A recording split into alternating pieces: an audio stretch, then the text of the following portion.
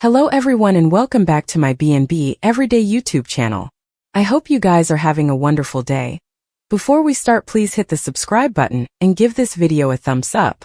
At the Forrester manse, Taylor and Ridge wipe each other's faces with napkins as they eat next to Eric. The elderly Forrester teases Taylor, asking if she knows her Otto spent the night there. He tells them he's happy for them. Steffi comes by and says the same thing. She declares that her father did the right thing by jilting Brooke. At Forrester, Carter addresses to Brooke about Daphne and her incense. He's sure they can work out a deal. Brooke doesn't respond, and Hope prompts Mama. Brooke tells Carter she heard what he said, she just can't stop allowing about Ridge. Hope and Carter assure Brooke she has every right to feel worried. Brooke says it's worse than they indeed know. Ridge has completely committed himself to Taylor. In Lee's office, April the lab tech gives the organ benefactors that didn't meet the conditions will be bestowed to original medical seminaries. One of them belongs to someone she knows, Tom Starr. Poppy walks in as April exits. Lee explains that Tom bestowed his organs. The remaining donation from Luna's father will be gone by the end of the day. They remark on Tom being generous and Poppy hands over a box of donuts she brought. Lee isn't impressed and Poppy asks why she's putting up the wall again. Lee complains about the way Luna was raised. You turned that girl into a double killer. At Bill's place, Luna tells him how nice it was to be back in her old room and no longer hysterical to close her eyes. Thanks to him, she's out of that awful captivity. She toys with her ankle examiner as they go over that she's on house arrest and that no bone can know she's there. Luna is just glad to be there with him being so cool to her. I know how lucky I am. Zend arrives at the Forrester manse and congratulates Ridge and Taylor on getting back together. Steffi announces that moment she's putting her plan into action and returning to Forrester Creations. At Bill's place, Luna tells Bill she'll no way forgive herself for taking two men's lives. She spends every day trying to make up for it, but she can't. She can't stop allowing about Hollis' parents. Bill says it's all because of bad parenthood. He'll admit he's departed short many times himself. Luna scoffs that he's not like his parents. He calls them a can of serpent and credits himself for climbing out of that. Luna says not everyone can do that. Some need help. Bill says that's why she has him. He understands her in a way that nothing differently can. That's why he'll give her a chance at a normal good life. In Lee's office, Poppy admits she could have been a better mama. Lee complains that she pushed her family down. Poppy says her proceedances were out of whack back also. She's beat herself up over it every day. Lee's child is a croaker. Hers is a killer. Lay out. What good does it do to bring it up? She muses that the atrocity is the point, isn't it? She says Lee's had it in for her since before Luna killed anyone, so tell me why. Tell me and tell me the verity. Lee says she doesn't trust her. She's no way trusted her. Lee goes on about her always putting men first before her own family. Always going after fat men, that's why they allowed. Bill was her father. Poppy says Tom was her father. Lee asks if she's sure about that given how she slept around. Poppy becomes agitated, reminds her family that Luna's in captivity, grabs her donuts, and leaves tearfully after telling Lee no way to bring this up again. Formerly alone, Lee picks up the phone and tells April to bring Tom Starr's liver up to her office. At the Forrester manse, Zen wants to know what's going on with Steffi going back to Forrester. The others admit they don't know exactly what she has in mind. They all respect Zen's rearmost design and Taylor assures Ridge it won't be long until he's back running the office. Eric is sure Steffi will work her magic like she always does. At Forrester, Hope muses that Steffi must be happy about her parents being back together.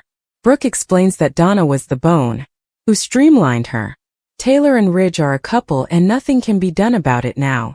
Just also Steffi walks in. She says they need to talk. She's a shareholder and needs to cover her investment.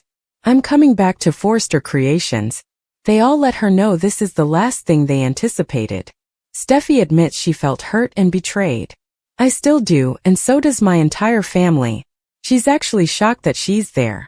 Hope asks why the change of heart, Steffi. What's really going on? At Bill's place, Luna vows she won't let him down. She's changed so important for the better. Bill hopes so. Luna tells him he's given her an amazing occasion and she'll make the utmost of it. They smile. Luna tells Bill she wants to flash back what it was like to be his son. It was a dream come true.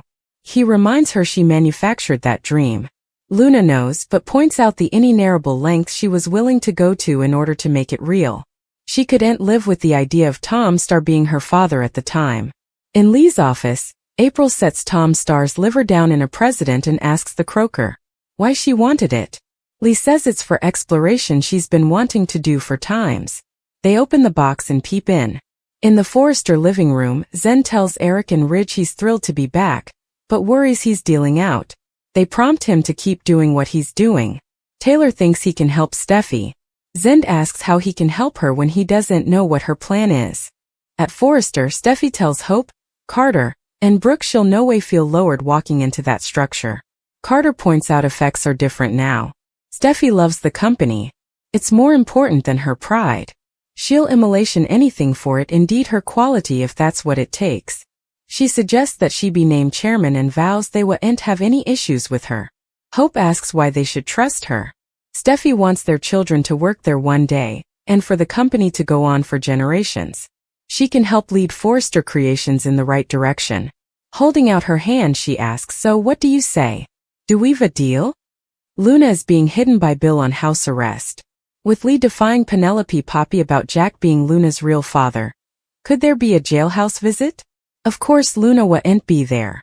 Depending on what the captivity tells Poppy and Lee about Luna's exposure, Bill's secret could be exposed quicker than he thinks. Keep reading and let's talk about this possibility. B&B spoilers reveal that Luna kept soliciting Bill to help her get out of captivity. Luna has formerly been induced of her crimes. Still, Luna did mention an appeal. Luna no way had the chance to get that appeal because Bill swooped in to save the day. After Luna was beaten in captivity, Bill got her transferred. Bill didn't have Luna transferred to another captivity, or indeed to an internal health installation. Rather, Bill got the bright idea to have Luna transferred to house arrest. Still, nothing can know that Luna is there. Bill doesn't feel to have a plan for what to do with Luna. While Bill did call in every favor he had, this decision really seems spur of the moment. Bill did look at Luna like a son. Bill wanted to give her every advantage and occasion. Still, Bill knows that Luna is a cold thoroughbred killer. Luna might have an ankle examiner, but that's really not going to stop her from committing another crime. Lee defying Poppy about Luna's bio father. As Poppy stands in the sanitarium crying and covering her mouth, Lee yells about Jack being Luna's real father. There's also a Skulk Peep print that shows Lee standing with lab technician April. They're both looking into a biohazard medical cooler.